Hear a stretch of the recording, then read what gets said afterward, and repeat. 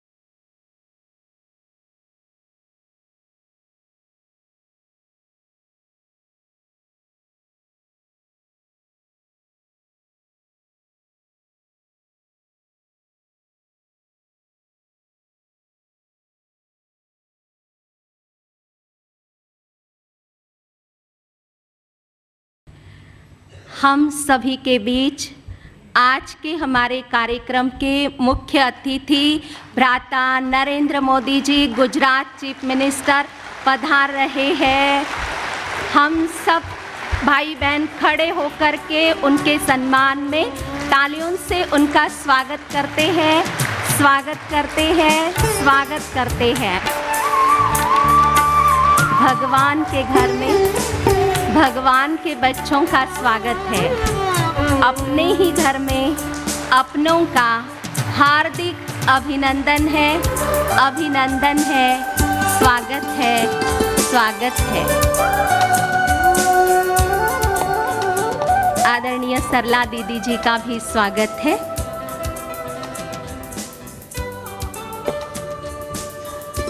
मैं ब्रह्मा कुमारी बहनों से निवेदन करती हूँ, भ्राता श्री नरेंद्र मोदी जी, गुजरात चीफ मिनिस्टर, बहनें आप गुलदस्ते और बैच के द्वारा स्वागत करेंगी।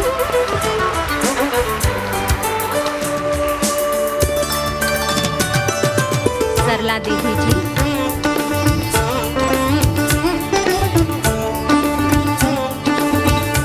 अव्यक्त वातावरण की निर्मिति है। अव्यक्त आध्यात्मिक वातावरण की निर्मिति है। मनोहर दृश्य है, सुहावनी शाम है, मौसम में प्रफुल्लित बहार है और हमारे दिल से सहृदय भ्राता नरेंद्र मोदी जी का हार्दिक स्वागत बार बार है, बार बार है। यह जलती हुई ज्योति देश विदेश में शांति और सद्भावना का संदेश लेकर, प्रकाश लेकर के जाएगी।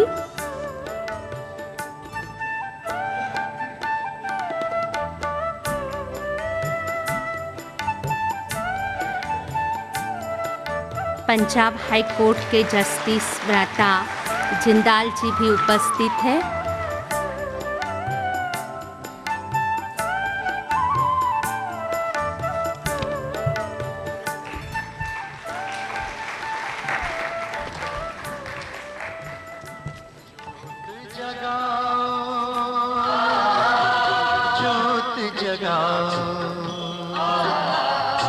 विश्व शांति की ज्योत जगाओ, ज्योत जगाओ,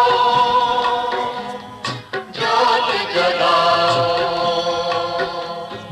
विश्व शांति की ज्योत जगाओ। इस धरती से अशांति का अंधकार मिटाओ। फूलों की खुशबू लेने के लिए कली खिलने तक इंतजार करना पड़ता है। ऐसे श्रेष्ठतम वक्ता को सुनने के लिए हमें भी इंतज़ार करना पड़ता था। अब वो इंतज़ार की घड़ियाँ पूरी हुई। अब हम सबको आज हम सबके बीच पधारे हैं मंत्री महोदय आदरणीय भ्राता नरेंद्र मोदी जी। 2001 से गुजरात के आप चीफ मिनिस्टर हैं।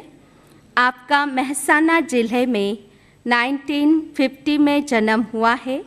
विद्यार्थी जीवन से ही आपके अंदर एक नेता का व्यक्तित्व है। जब आप अखिल भारतीय विद्यार्थी परिषद से जुड़े हुए थे, राजनीति विज्ञान में आपने पोस्ट ग्रेजुएशन की डिग्री प्राप्त की है। राजनीतिक जीवन की शुरुआत तब से हुई जब सामाजिक सांस्कृतिक संस्थान के आप राष्ट्रीय स्वयंसेवक संघ से जुड़े। 1988 तक राष्ट्रीय स्वयंसेवक संघ से आप जुड़े रहे। वर्तमान समय भी आप भारतीय जनता पार्टी के गुजरात क्षेत्र में जनरल सेक्रेटरी के रूप में कुछ समय रहे। 1995 तक गुजरात में वर्चस्व आपने स्थापित किया। भारतीय जनता पार्टी को लेकर के आप उभारे, इसीलिए आप एक कुशल नेतृत्वशील व्यक्ति के रूप में जाने पहचाने लगे। इसी कारण उनके ऊपर 2 कठिन कार्य करने की जिम्मेवारी सौंपी गई। आडवाणी जी की सोमनाथ रथ यात्रा, सोमनाथ से अयोध्या तक की रथ यात्रा, कन्याकुमारी से उत्तर कश्मीर के विवादग्रस्त क्षेत्र की यात्रा।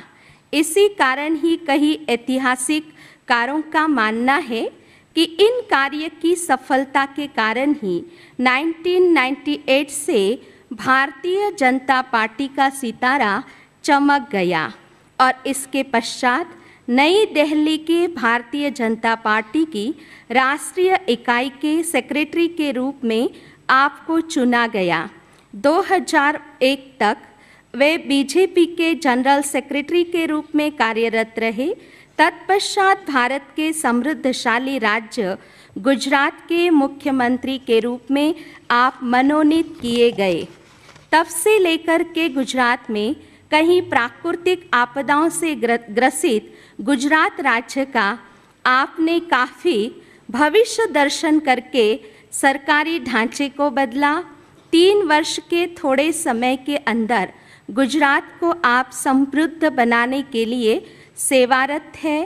आपने सबसे बड़ी उपलब्धि आपको तब हुई विवादग्रस्त नर्मदा बांध को 95 से लेकर के 110 मीटर की ऊंचाई तक ले जाने का सफलतम कार्य आपने किया। 2 महीने में करके दिखाया और इसी कारण गुजरात राज्य के हर एक भाग में आज पानी पहुंच रहा है। ऐसे बहुत ही प्रभावशाली और चहुमुखी आपका व्यक्तित्व है, उसको मेरा अभिवादन है, अभिनंदन है, अभिवादन है। अब मैं निवेदन करती हूँ मुख्यमंत्री गुजरात राज्य नरेंद्र मोदी जी।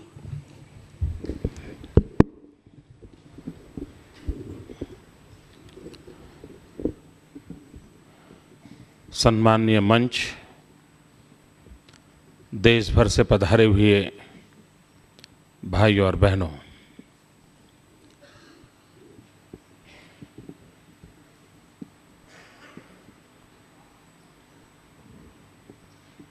अब मैं इस प्रकार के समारोह में मेरा ये पहली बार आना हो रहा है।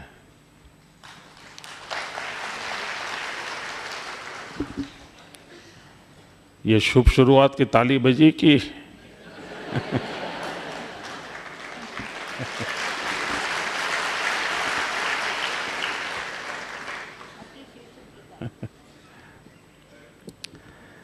वैसे मैं अहमदाबाद में राजयोग भवन के बिल्कुल पड़ोस में रहता था, करीब 25 वर्ष वहीं बगल में रहा हूँ, लेकिन मेरा कार्यक्षेत्र अलग रहा और उसके कारण सीधा संपर्क मेरा कभी आया नहीं। लेकिन मुख्यमंत्री बन जाते हैं तो फिर सबसे जुड़ना हो जाता है, वो पद ही ऐसा है।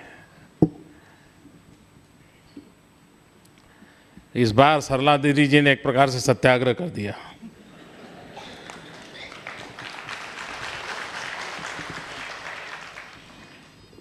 और परिणाम ये हुआ कि मैं आज आपके बीच में हूँ।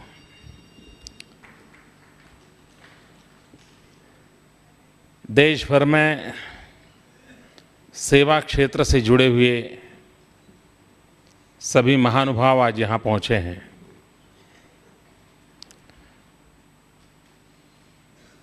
हमारे यहाँ कहा गया है, सेवा परमो धर्मः, सेवा को श्रेष्ठ धर्म माना गया है और इसलिए इस श्रेष्ठ के धर्म का अनुसरण करने वाले सभी महानुभाव वंदन के योग्य हैं, प्रणाम के योग्य हैं। इसलिए मैं आप सभी को प्रणाम करता हूँ।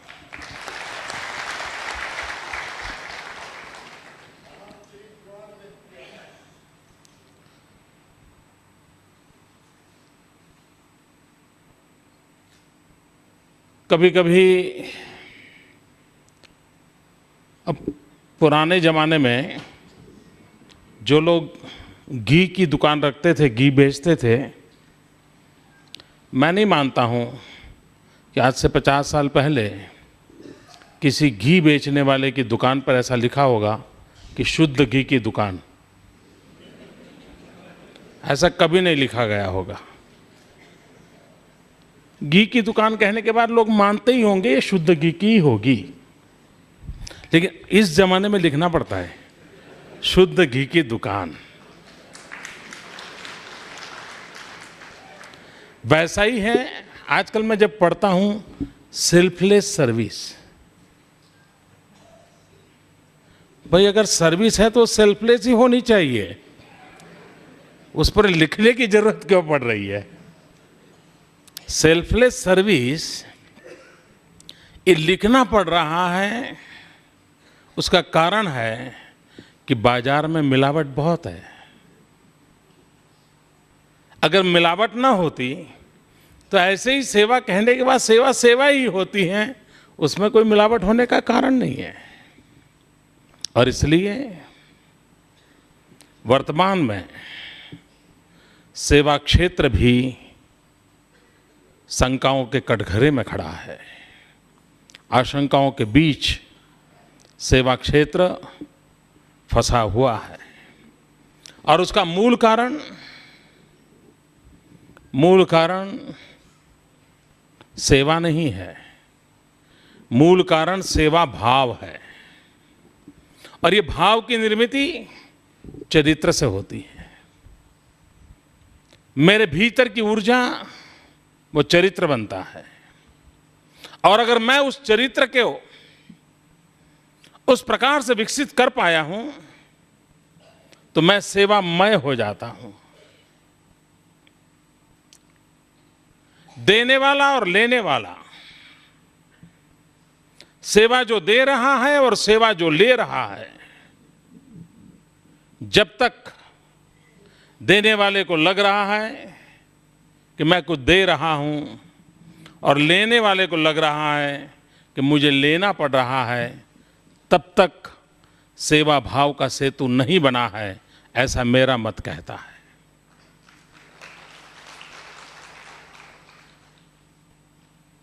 सेवा करने वाला और सेवा पाने वाला, इन दोनों के बीच में जब तक अद्वैत नहीं बनता है, कर्ता और कर्म के बीच में जब तक अद्वैत नहीं होता है, तब तक सेवा भाव की अनुभूति नहीं होती है।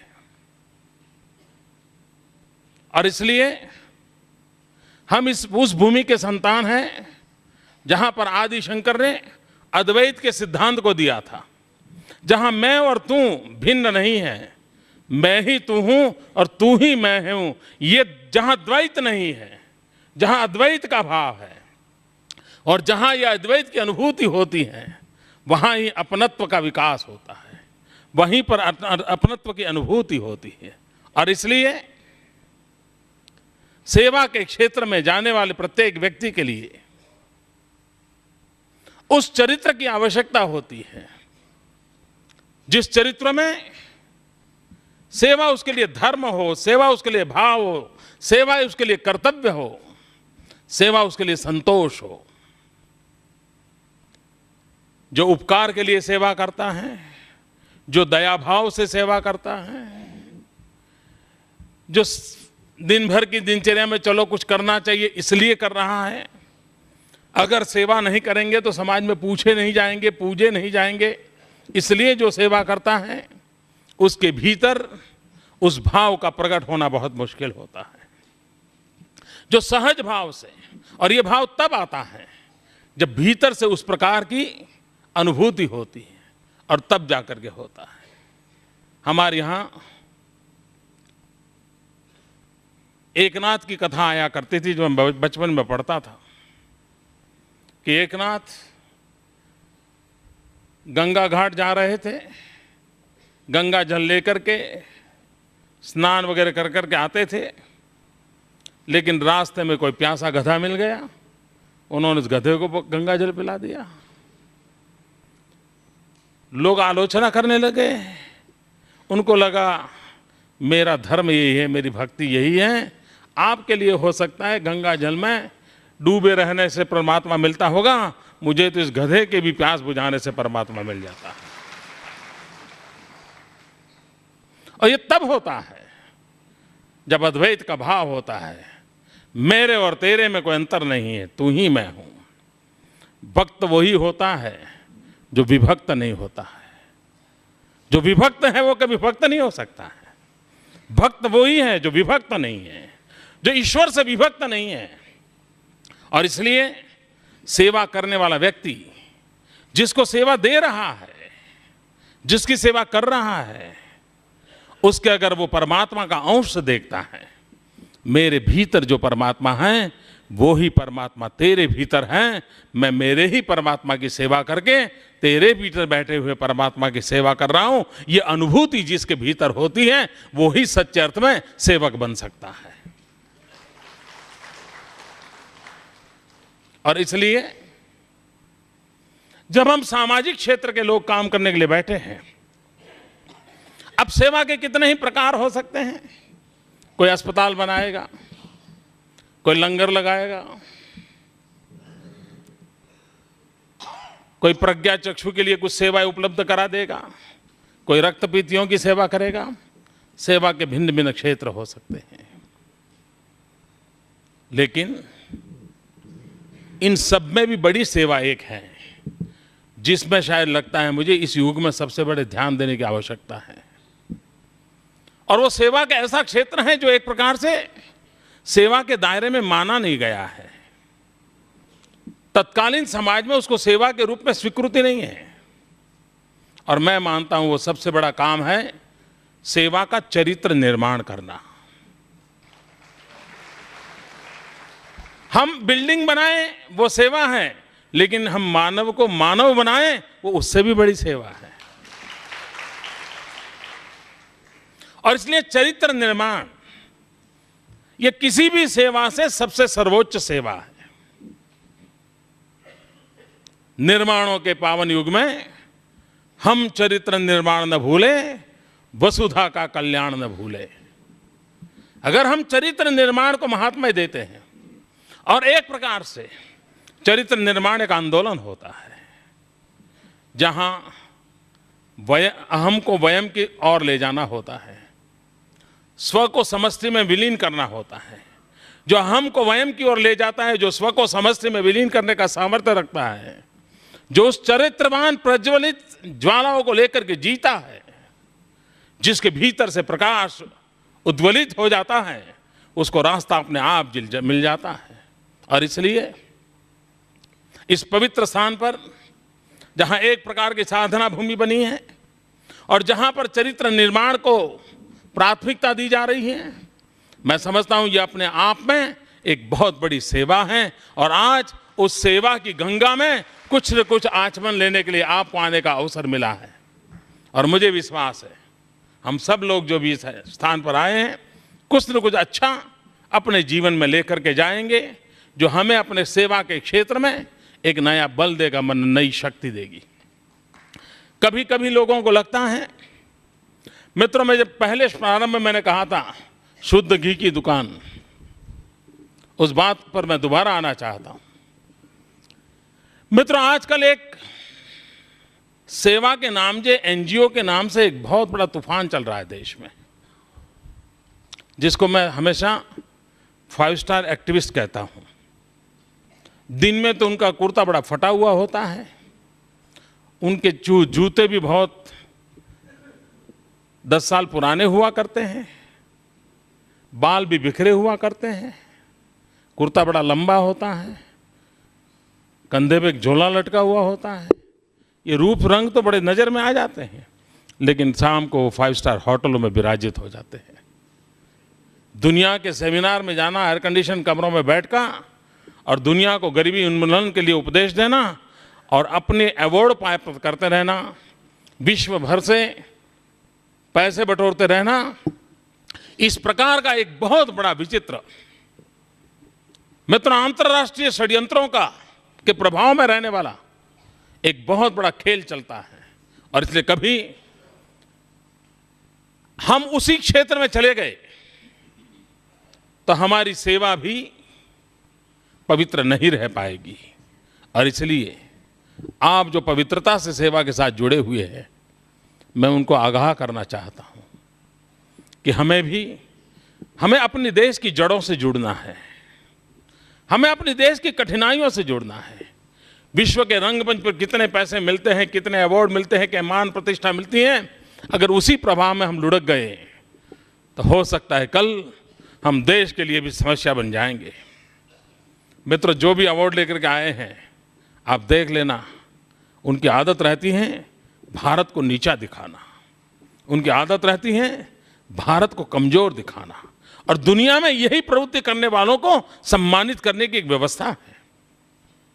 और इसलिए, और ये सारा खेल सेवा के नाम से होता है, क्योंकि धन भी बहुत आया जा सकता है और ऐसे संकट पैदा होते हैं जिसके कारण देश को बहुत बड़ी तकलीफ होती है। उसी प्रकार से मित्रों, कश्मीर में जैसे आतंकवाद के खिलाफ देश लड़ाई लड़ रहा है, मैंने ऐसे ह्यूमन राइट्स ग्रुप देखे हैं जो सेवा का नकाब पहने हुए हैं। वे आतंकवादियों के अधिकारों के लिए लड़ाई लड़ते हैं, अदालतों में जाते हैं, आतंकवादियों की रक्षा का कवच पैदा करते हैं। लेकिन मैं ढूंढ रहा हूं मित्रों, मैंने बहुत साल तक कश्मीर की धरती पर काम किया है, मैं बहुत ढूंढ रहा हूं कि आतंकवादी के कारण जो लोग मर जाते हैं, उन परिवारों की जो बेहाली होती है, उन बच्चों की जो मुसीबतें आती हैं, ये जो ह्यूमन राइट के नाम से बोलने वाले व्यक्ति एक भी बच्चे को गोद नहीं लेते हैं, एक भी बच्चे की परवरिश नहीं करते हैं। और तब जाकर के मित्रों, ये मानवता के मुद्दे, ये सेवा की चर्चा मन में सवाल पैदा करती हैं, और तब जाकर के सवाल उठता है वो शुद्ध घी की दुकान का, तब जाकर के सवाल उठता है मित्रों। और इसलिए जब इतनी बड़ी मात्रा में सेवा से क्षेत्र से जुड़े हुए लोग जब सामने बैठे, तब सेवा के नाम पर जो चल रही है गतिविधियां हैं, उसको भी जानना बहुत आवश्यक है मित्रों। उसी प्रकार से गरीबों के कल्याण के नाम पर मुखौटा पहन करके विकास में बाधाएं डालने की प्रवृत्ति, मित्रों, मैं गुजरात की धरती को देख रहा हूं। मैं ऐसे प्रदेश से आता हूं जहां 10 साल में से 7 साल अकाल रहता था। गुजरात वो भूमि है जहां पर वर्षा पर ही पूरी कृषि निर्भर करती है। बड़ी नदियां नहीं हमारे पास, और 1600 किलोमीटर लंबा समुद्र है जहां पानी खारा ही खारा है, नमकीन पानी है मित्रों। उस प्रदेश के लोगों को पीने का पानी मिले, वहां का पशु बिना पानी मरे नहीं, वहां का किसान बिना रोटी उसके बच्चों को पालन पोषण न कर पड़े, इसलिए एक नर्मदा डैम की योजना बनी, सरदार सरोवर नर्मदा डैम। मित्रों, पंडित नेहरू ने उसका शिलान्यास किया था। पंडित नेहरू ने भाकरानंगल डैम और सरदार सरोवर डैम का निर्माण एक साथ शुरू हुआ था। लाखों परिवार बेघर बन गए पानी के अभाव में।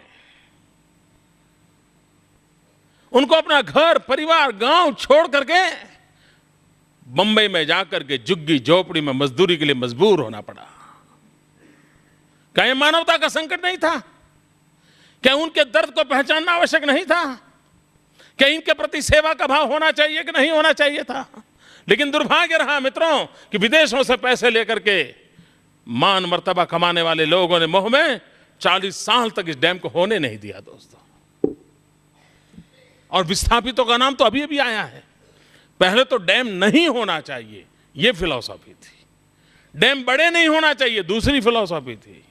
एनवायरनमेंट के मुद्दे थे, विदेशी मदद को रुकवाने के प्रयास हुए थे। क्या मित्रों ये सेवा के प्रति अवरोध नहीं है?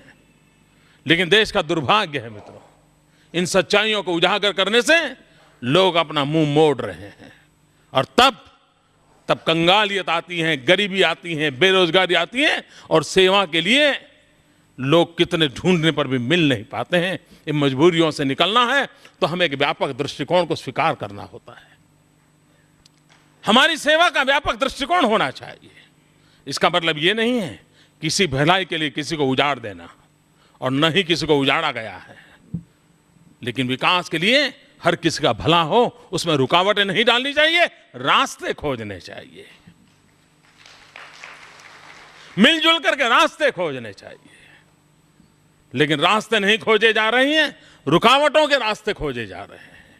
नई नई रुकावटें कैसे पैदा की जाए। मित्रों, ये सेवा का काम नहीं है, नहीं हो रहा है। और इसलिए भाइयों बहनों, भारत की आत्मा, जिस प्रकार का हमारा चिंतन रहा है, उस चिंतन में ये पश्चिमी रंग ढंग की जो सेवा आई है, वो भारत की असली सेवा धर्म को अलग करने की आवश्यकता मैं महसूस कर रहा हूं। और इसलिए जब आप लोग आए हैं, तब मेरा मन कर गया कि आने वाले संकट की ओर आपका मैं इंगित करूं और आपको भी मैं दिखाऊं कि देश को सेवा के नाम पर जो चीजें चल रही हैं, वो कितना बड़ा संकट पैदा कर सकती है। मैंने ऐसे लोग देखे जिनकी कभी अखबार में तस्वीर नहीं छपी है, जिनका चेहरा कभी टीवी पर दिखाई नहीं दिया जाता है, लेकिन ऐसे करोड़ों लोग हैं इस देश में जो मानवता की सेवा के काम में अपने पूरे पूरे परिवार को खपाए हुए बैठे हैं। मित्रों, ऐसे लोगों को मैं जानता हूं, न कभी उनको अवार्ड मिला है, न उनका कोई बैंक अकाउंट है मित्रों, लेकिन वो लगे हैं। मैं जानता था, अहमदाबाद के अंदर एक सज्जन थे, राजयोग भवन के बगल में ही रहते थे, 6 फुट ऊंचाई थी, 2 पैर कपड़े थे, सरकार में नौकरी करते थे, लेकिन पूरा तनख्वाह झुग्गी झोपड़ी के बच्चों के लिए अपने घर में बच्चों को बुला लेते थे और सब दीवारों पर ब्लैक बोर्ड बनाए थे। और जो अच्छा जानता है उस बच्चे को कहते थे, कम जानने वाले बच्चे को पढ़ाओ। स्टूडेंट को ही टीचर बना देते थे, खुद बैठते थे, खुद भी पढ़ते थे, बच्चों को पढ़ाते थे। और दिन में 200-300 बच्चे उनके घर के अंदर पढ़ते रहते थे। मित्रों, मैंने कभी उनका नाम अखबार में नहीं देखा है। नमन करने का मन हो जाता था।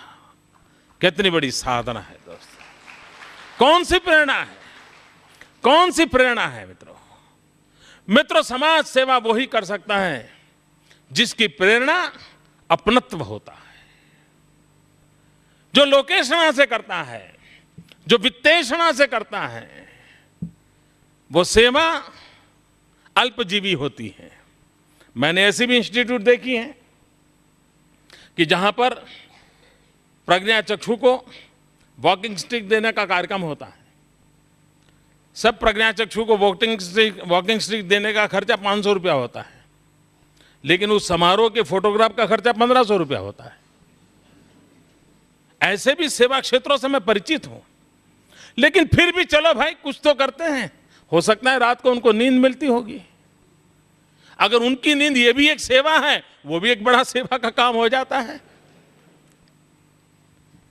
मित्रों, हमारे यहां समाज के प्रति अपनत्व का भाव हो, तब जाकर के सेवा अपने आप में पवित्र बन जाती है और सेवा परमानंद बन जाती है। ये मेरा है, ये भाव जब जगता है, तब जाकर के सेवा अपने आप अच्छी होती है। मुझे स्मरण है, गुजरात के अंदर मोरबी के अंदर मच्छू डैम टूट गया था 1979 में। लाखों लोग, हजारों लोग तबाह हो गए थे, सैकड़ों लोग मौत के घाट उतर गए थे। मैं आरएसएस का काम करता था, तो एक वॉलंटियर के रूप में हम लोग वहाँ काम करने के लिए गए थे, सफाई करते थे। पानी में गिले हुए उन मुर्दों को उठाते, गंध लगती थी, उसको उठा करके अग्नि संस्कार करने का काम हाथ में लिया था। तो हम सभी छोटे मोटे नौजवान वहाँ पहुँचे थे। कई लोग आते थे, मजाक उड़ाते थे, क्योंकि इतनी दुर्गंध थी कि ऐसे में कोई काम करने को तैयार नहीं था। इस देश के एक बहुत बड़े नेता उस दिन वहाँ आए थे। तो हमारे छोटे छोटे 9वीं 8वीं 10वीं कक्षा में पढ़ने वाले संशय एक छोटे बालक की डेड बॉडी लेकर के जा रहे थे, और बालक का बॉडी भी पानी के कारण इतना बड़ा हो गया था, बड़ी मुश्किल से उठा रहे थे। और वो जो सज्जन आए तो उस मुंह पे इतना सब बांधे हुए थे कहीं दुर्गंध अंदर घुस न जाए। उन्होंने पूछा, अरे भाई, पुलिस वाले नहीं करते हैं, ये आर्मी वाले आए हैं वो नहीं करते हैं, ये होमगार्ड वाले हैं वो नहीं करते हैं, ये जिस बच्चे के माँ बाप हैं वो नहीं करते, तुम लोग क्यों कर रहे हो? ऐसा सवाल पूछा था, आप लोग क्यों कर रहे हो? मित्रों, 8वीं 9वीं कक्षा के बच्चों ने उनकी तरफ देखा पल भर के लिए, कि ऐसा सवाल पूछने वाले है कौन है? और फिर उन्होंने कहा, अरे भाई, हम नहीं करेंगे तो कौन करेगा? ये मेरे अपने हैं। मैं सूरत से आया, अमरेली से आया, भावनगर से आया, लेकिन ये मेरे अपने हैं। मैं नहीं करूंगा तो कौन करेगा? ये मेरे अपने हैं। यही तो सेवा की ताकत होती है। ये अपनत्व चाहिए। मित्रों, हम कभी रास्ते से गुजरते हैं और कहीं पर भीड़ लगी, हमको जल्दी जल्दी जाना है सिनेमा देखने के लिए। टिकट आ चुका है, परिवार के लोग पहुंच गए, हम ऑफिस से बराबर अपनी मोटरसाइकिल लेकर के भाग रहे हैं। भीड़ है तो हमारा मन करता है, यार भीड़ से कैसे भी रास्ता करके निकलूं और पहुंचूं थिएटर पर। लेकिन जब थिएटर पर पहुंचता हूं, इतने खबर आती है कि वो जो भीड़ थी, वहां जो अकस्मात हुआ था, वो आपके चचेरे भाई का हुआ था। उसी समय पहले तो मुझे सिनेमा देखना था, मैं भीड़ की ओर देखने को तैयार नहीं था, मैं भागा जा रहा था। लेकिन जिस पल थिएटर के दरवाजे पर पहुंचने के बाद पता चलता है कि तुम्हारा चचेरा भाई था, उसी पल सिनेमा भूल जाता हूं, मैं मुड़ जाता हूं और दौड़ता हूं, अरे मेरा भाई। पहले कोई इंसान का एक्सीडेंट हुआ था, मुझे मेरे सिनेमा की परवाह थी। जिस पल पता चला कि मेरे चचेरे भाई का एक्सीडेंट है, सिनेमा की परवाह नहीं थी, भाई की चिंता होने लगी। ये अपनत्व जो है वह सेवा की ताकत होता है। ये अपनत्व जब पूरे समाज के लिए होता है। और मित्रों, हमारा देश ऐसा है कि जहां पर समाज की रचना अंगांगी भाव से जुड़ी हुई है। जैसे शरीर की रचना है, कांटा पैर को लगता है लेकिन हाथ इंतजार नहीं करता है, तुरंत पहुंच जाता है। और अगर दर्द ज्यादा है तो आंख इंतजार नहीं करती रोने के लिए, तुरंत आंसू टपक आता है। अंगांगी भाव है। वरना आप हाथ कह दे, यार तेरे पैर को कांटा लगा है, मेरा क्या लेना देना, तुम अपना निकाल देना, मेरा हाथ तो मैं अपने काम में लगाऊं, मैं अपना लगाए रखूंगा। नहीं, वो हाथ पहुंच जाता है।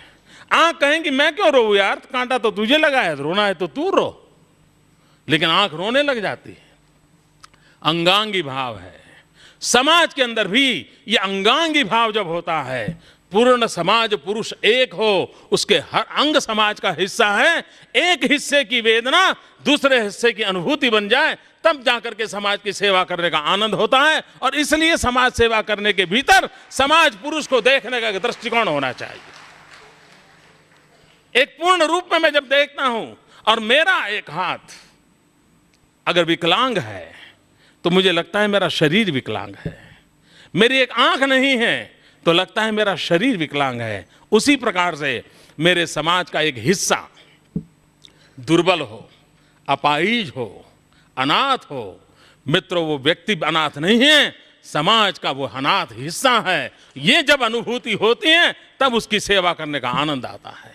और इसलिए हमारे यहां आत्मवत् सर्वभूतेषु ये कल्पना दी गई है। यही तो हिंदू चिंतन की विशेषता है। हमारे पूर्वजों ने कितने बढ़िया बात कही है। आत्मवत् सर्वभूतेषु, तेरे भीतर जो परमात्मा विराजमान करता है वो ही परमात्मा मेरे भीतर विराजमान करता है। और तभी तो मैं नमस्ते कहता हूं। मैं तुम्हारे भीतर बैठे हुए परमात्मा को नमन करता हूं। यह महान परंपरा है जो हमारे चरित्र को गठित करती थी मित्रों। लेकिन पता नहीं इस देश को अपनी जड़ों से उखाड़ने वालों की ताकत इतनी बढ़ गई है कि हमें अपनों को ही अपने जड़ों से उखाड़ा जा रहा है। और इस श्रेष्ठ चिंतन को भी हम छोड़ देते हैं। मित्र, दुनिया में कोई समाज ऐसा नहीं होगा। दुनिया में इतने राजनीतिक दल हैं। देखिए, मैं यहाँ कोई मुख्यमंत्री के रूप में बोल नहीं रहा हूँ। मैं समाज के लिए जीने मरने वाला का इंसान हूँ और इसलिए आपके बीच में आकर के खड़ा हूँ। मित्रों, राजनीतिक दल बहुत होंगे दुनिया में। हर राजनीतिक दल के अपने मैनिफेस्टो होंगे। दुनिया के हर राजनीतिक दलों के मैनिफेस्टो देखो। मैं चैलेंज करता हूं, मेरी पार्टी का भी देख लेना।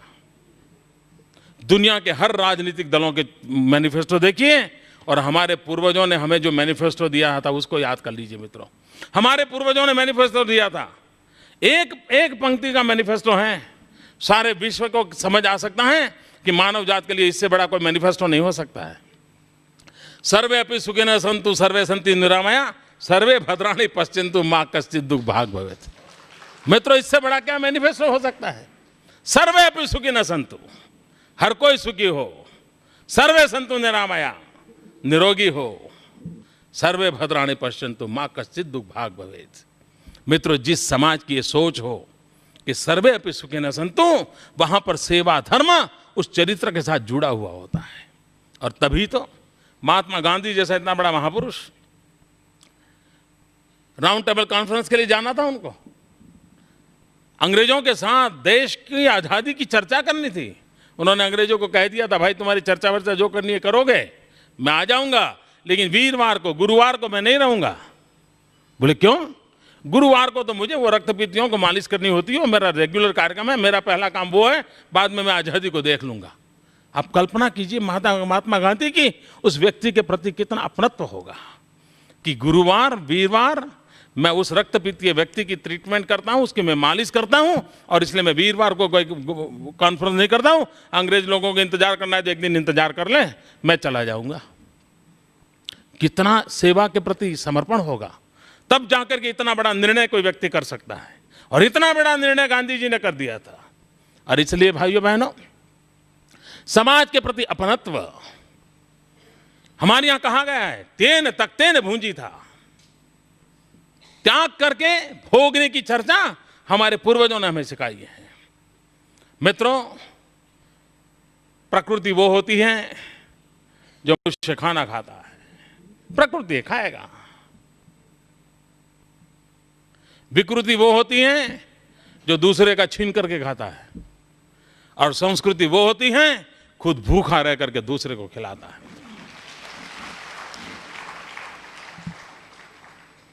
और इसलिए हम लोग उस संस्कृति से जुड़े हुए हैं। मित्रों, मैं इनका आलोचना तो नहीं करता, लेकिन उन्होंने एक वाक्य कहा, मेरी इस वाक्य की दृष्टि अलग है। प्रेम जी ने कहा कि गुजरात वो धरती है जिसने कहा है जियो जीने दो। मित्रों, जियो और जीने दो ये पश्चिम का दर्शन है। लिव एंड लेट लिव ये पश्चिम का दर्शन है। हम उससे एक कदम आगे हैं। हम ये नहीं कहते हैं कि जियो और जीने दो, हम ये कहते हैं जियो, अगर वो जी नहीं सकता है तो उसको जीने के लिए मदद करो, उस पर छोड़ मत दो। ये पश्चिम की सोच है। लिव एंड लेट लिव ये पश्चिम की सोच है। And live and help to live him, that is Hindustan की संस्कृति है। मित्रों, हम एक कदम आगे हैं। मित्रों, मैं कभी कभी हैरान हूं, हम अपनी सच्चाइयों को जानते नहीं है। मित्रों, विश्व के अंदर सहिष्णुता और टॉलरेंस की बड़ी बड़ी चर्चा होती है। विश्व के एक कुछ लोग हैं जिनका टॉलरेंस का बहुत बड़ा ठेका है कुछ लोगों के पास। वो ऐसे ही मानते हैं दुनिया में टॉलरेंस उन्हीं के पास है। मित्रों, भारत उससे एक कदम आगे है। मित्रों, टॉलरेंस का मतलब तो ये होता है, अच्छा यार तुम जो करो करो, मैं झेल लूंगा, यही होता है ना, आई विल टॉलरेट। मित्रों, टॉलरेंस एक सीमित सोच है। हम उस देश के संस्कृति के लोग हैं जहां टॉलरेंस से एक कदम आगे हैं एक्सेप्टेंस। सिर्फ टॉलरेंस नहीं, तुम्हारा भिन्न विचार भी मैं स्वीकार करूंगा। इस ऊंचाइयों से संस्कृति बनी हुई है। मित्रों, इस महान संस्कृति की विरासत लेकर के हम चलने वाले लोग हैं। और तब जाकर के हम समाज के प्रति सेवा का भाव बनाते हैं, तो हमारा समाज के प्रति सेवा का भाव अपनत्व की ताकत से बनता है। जब मुझे पूरा समाज अपना लगता है। मित्रों, विश्व के जितने समाजों का विकास हुआ है वो समाज व्यक्ति केंद्रीय है। हम ही एक देश में ऐसे हमारे पूर्वजों ने परंपरा खड़ी की है कि हमने व्यक्ति को अलग नहीं माना। दुनिया के अंदर व्यक्ति एक सर्कल मानो, फिर उसका फैमिली दूसरा सर्कल है, फिर सोसाइटी तीसरा सर्कल है, स्टेट चौथा सर्कल है, नेशन पांचवा सर्कल है। ये विश्व की कल्पना है, हमारी ऐसे नहीं है। हम इन अलग अलग सर्कलों में जिंदगी को देखते नहीं है, सोसाइटी को देखते नहीं है। हमारे यहाँ व्यक्ति आगे बढ़ते हुए परिवार, परिवार आगे बढ़ते हुए समाज, समाज आगे बढ़ते हुए, यानी एक ही लाइन आगे बढ़ती चली जा रही है, गोल गोल जलेबी की तरह। ये विशेषता है हमारी। मित्रों, इसलिए हम टुकड़ों में नहीं है, हम टुकड़ों में नहीं है। परिवार और व्यक्ति अलग नहीं है, परिवार और समाज अलग नहीं है, समाज और राज्य अलग नहीं है, राज्य और राष्ट्र अलग नहीं है, राष्ट्र और मानवता अलग नहीं है। मित्रों, एक दूसरे से जुड़े हुए, किसी को द्वैत नहीं किया जा सकता है, अलग नहीं किया जा सकता। ये हमारी समाज के प्रति देखने की सोच है। और उस सोच के आधार पर जब हम समाज में इस पूरे ब्रह्मांड को अपनत्व का देखते हैं, मित्रों आप कल्पना कीजिए, ये एनवायरनमेंट वाले बहुत बड़ी, यहाँ भी कोई शायद एनवायरनमेंट की सेवा के लोग होंगे जो एनवायरनमेंट का काम करते होंगे। मित्रों, हम एनवायरनमेंट के नाम पर दुनिया को क्या सिखाते हैं? देखिए कैसा फर्क होता है। हम कहते हैं देखिए पेड़ बोना चाहिए क्योंकि वो कार्बन डाइऑक्साइड ले लेता है, ऑक्सीजन देता है, इसलिए करना चाहिए, वो हरियाली देता है, आँख को ठीक लगता है, वगैरह वगैरह कहते हैं ना। लेकिन अगर कोई उसको कह दे पौधा ही परमात्मा होता है, छोड़ ही रणछोड़ होता है, वृक्ष में ही ईश्वर होता है, आप देखिए समाज खड़ा हो जाता है और वृक्ष को परमात्मा की तरह पूजने लगता है। इसलिए हमारे पूर्वजों ने हमें कार्बन डाइऑक्साइड और ऑक्सीजन नहीं समझाया था, हमें यही समझाया था कि इस पेड़ के अंदर भी परमात्मा होता है, उसके अंदर भी जीव होता है, उस परमात्मा की पूजा करो। और हमारे यहाँ सदियों से वो परंपरा चली आ रही है। देखिए मित्रों, सेवा का धर्म कैसा होता है। मित्रों, जब तक हम गंगा को माँ कहते थे, गंगा पवित्र थी, कभी ये सवाल नहीं उठा था गंगा गंदी कैसे आई। लेकिन जिस दिन से हमारे यहाँ ये सेकुलर लोगों ने भाई गंगा गंगा है, उसमें क्या है, वो भी H2O है और भी कोई नदी H2O होती है, जिनको गंगा H2O दिखती है उन गंगा के प्रति श्रद्धा चली गई और तब से गंगा गंदी होने लग गई। जब तक गंगा माँ थी, जब नदी का माँ का रूप देखा था, नदी कभी अपवित्र नहीं होती थी, नदी कभी गंदी नहीं होती थी। और इसलिए मित्रों, मुद्दा चरित्र का है। हम किस चरित्र का, और चरित्र का निर्माण मतलब मेरा मतलब है हमारी सोच क्या है, हमारे संस्कार क्या है, हमारी संस्कृति क्या है, हमारा उद्देश्य क्या है, हमारा रास्ता कौन सा है। उन रास्तों के मेल जोल से अल्टीमेटली समाज जीवन में परिवर्तन आता है। और इसलिए हम इस काम को जब करते हैं तब समाज के प्रति अपनत्व का भाव होना चाहिए। एक और आखिरी छोटी बात बता करके मैं अपनी बात समाप्त करना चाहता हूं। कभी कभी हम ये सोचते हैं, सामान्य मानवी की सोच होती है, मैं एक उदाहरण के रूप में आपको समझाना चाहता हूं। हमारी सोच ये हुआ करती है, जैसे मानो कोई नौजवान है, उसके हाथ में 1000 रुपया है, वो बाजार में चला गया और बहुत बढ़िया सा शर्ट लेकर के आ गया। कोई महिला है, बाजार चली गई, 1500 रुपया है, बहुत बढ़िया साड़ी लेकर के आ गई। और जब अपनी सहेलियों के पास खड़ी होगी, अपने दोस्तों के पास वो नौजवान खड़ा होगा, तो वो कहेगा देखिए 1000 रुपया है, 1000 रुपया था तो ले आया मैं। दोस्त भी कहेंगे यार बढ़िया शर्ट है, सहेलियाँ कहेंगी वाह बढ़िया साड़ी है, हाँ जी 1500 रुपया थे उससे ले आई है। मैं साड़ी खरीदने वाले नौजवान को और उस महिला के माध्यम से मैं आपको पूछना चाहता हूँ, क्या ये 1500 रुपये हैं इसलिए साड़ी आती है? क्या जेब में 1000 रुपया है इसलिए हमारा बढ़िया शर्ट आता है? अगर ये हमारी सोच है तो गलत है।